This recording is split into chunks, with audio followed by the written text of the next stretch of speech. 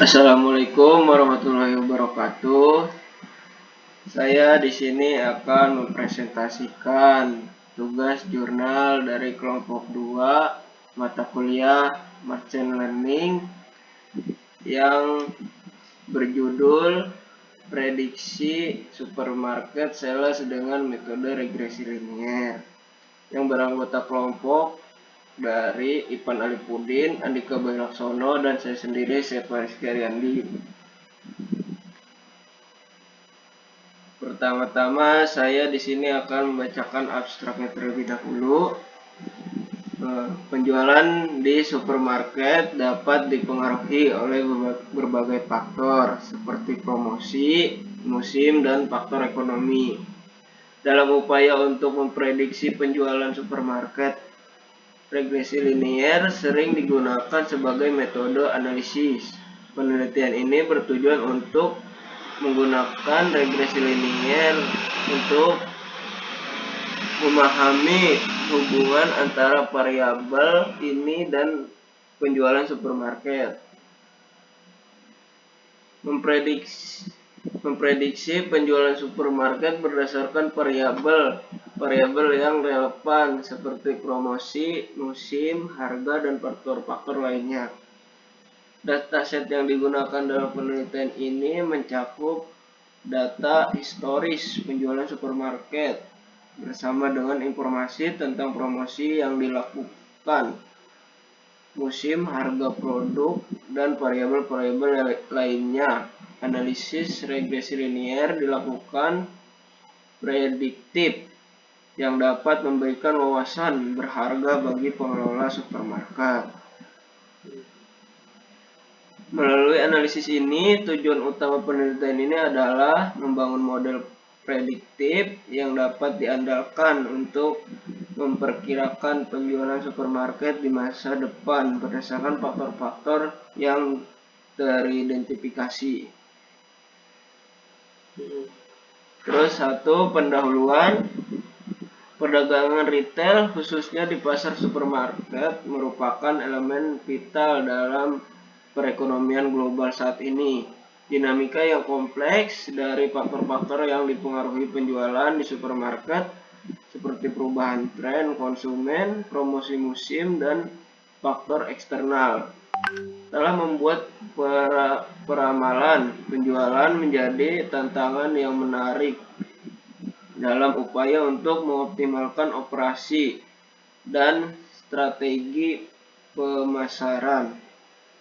Pada konteks ini, penggunaan metode analisis yang tepat untuk memprediksi penjualan supermarket menjadi penting. Regresi linier adalah salah satu alat statistik yang telah terbukti efektif dalam memodelkan hubungan antara variabel independen dengan variabel dependen. Penelitian ini mengusulkan penggunaan regresi linier untuk memprediksi penjualan supermarket, memanfaatkan ketersediaan dan historis yang komprehensif.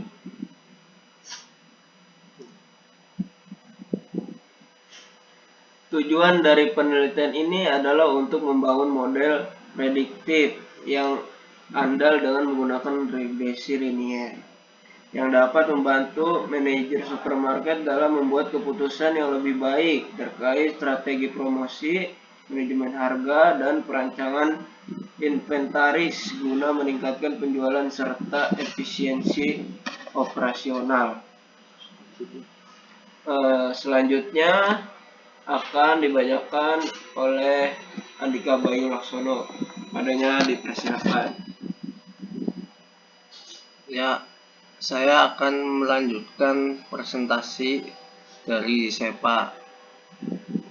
Tujuan yang diadakan penelitian ini memahami pengaruh sales promosi pada data impuls buying di supermarket sales. Yang kedua, memahami pengaruh website quality pada impuls buying di supermarket sales. Dan yang ketiga, memprediksi menganalisa produk supermarket. Dan tinjauan literatur Prediksi adalah usaha menduga atau memperkirakan suatu yang akan terjadi di waktu mendatang dengan memanfaatkan berbagai informasi yang relevan pada waktu-waktu sebelumnya. Melalui metode ilmiah, tujuan dari prediksi adalah mendapatkan informasi apa yang akan terjadi di datang yang memprobabilitas kejadian terbesar. Metode prediksi dapat dilakukan secara kualitatif melalui pendapat para pakar atau secara kuantitatif dengan perhitungan secara matematis. Salah satu metode prediksi kuantitatif adalah menggunakan deret waktu.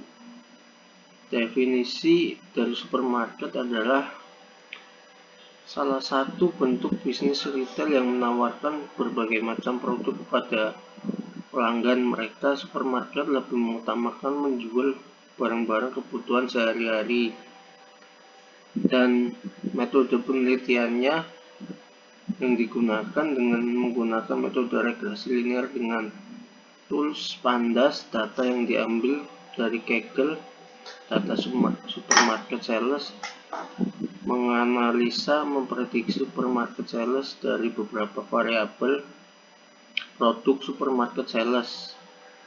Implementasi memasukkan data penjualan tiap hari produk supermarket sales sehingga dapat memprediksi penjualan prospek supermarket ke depannya.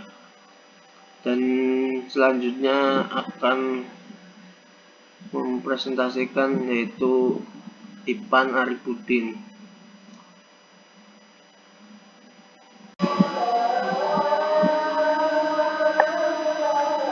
Baik, terima kasih Saudara Sepa.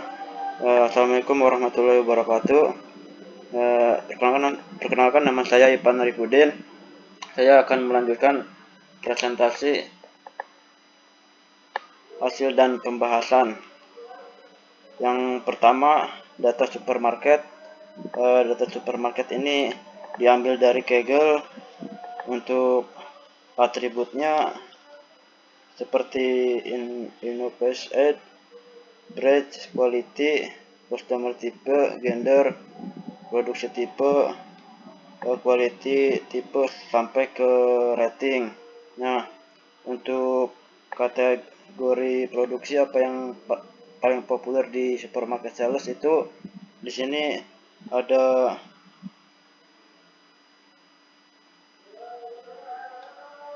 produksi, ada elektronik aksesoris yaitu 971, untuk pod and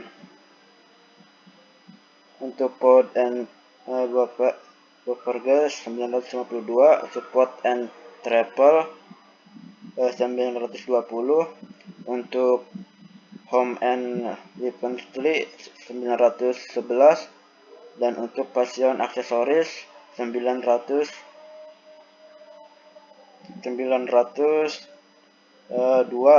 Untuk kesehatan health and beauty totalnya sekitar 854.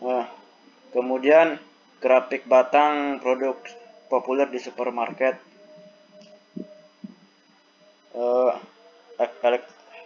elektronik aksesoris warna biru, grafiknya sekitaran 1000-an, sampai ke health and beauty. Ya, health and beauty grafiknya warna coklat, angkanya sekitaran 854. Untuk metode pembayaran yang paling populer digunakan di supermarket yaitu untuk cash 34,4%. Nah, untuk wallet sekitar 34,5%, dan kartu card sekitar 30,1%. Hasil hari yang kelima yaitu hari tersibuk dan waktu tersibuk dalam seminggu di supermarket. Ini adalah bentuk codingannya. Yang keenam yaitu grafik hari dan waktu tersibuk di supermarket. Untuk grafiknya ada di sampingnya.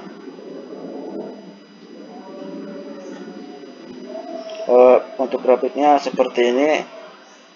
Boost time of day berarti waktu tersibuk. Untuk boost day of the work berarti hari tersibuk. Nah, untuk waktu tersibuk itu di jam 18 sampai jam 18, berarti jam 6 sore sampai jam 8. Nah, untuk hari tersibuk itu berarti hari Saturday, hari Sabtu, hari Minggu. Untuk rata-rata penilaian rating ke supermarket,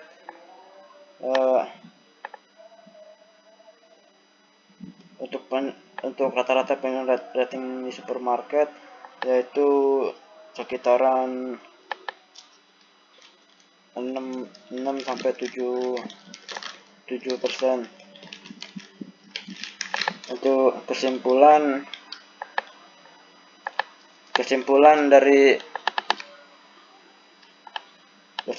itu penjualan di supermarket dapat dipengaruhi oleh berbagai faktor seperti promosi, musim, dan faktor ekonomi.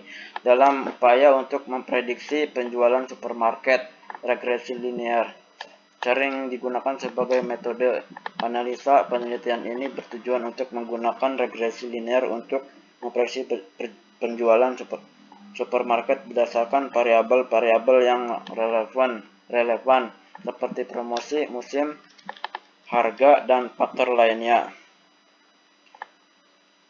Sebelumnya saya mengucapkan terima kasih kepada Bapak Agung Nugroho SKOM MT sebagai dosen pengampu mata kuliah Machine Learning yang selalu memberikan bimbingan, arahan, dorongan, dan semangat. Terima kasih. Saya kembalikan ke moderator. Ya, terima kasih atas penyampaiannya Ipan Arifudin, dan sekian presentasi dari kelompok 2. Wassalamualaikum warahmatullahi wabarakatuh.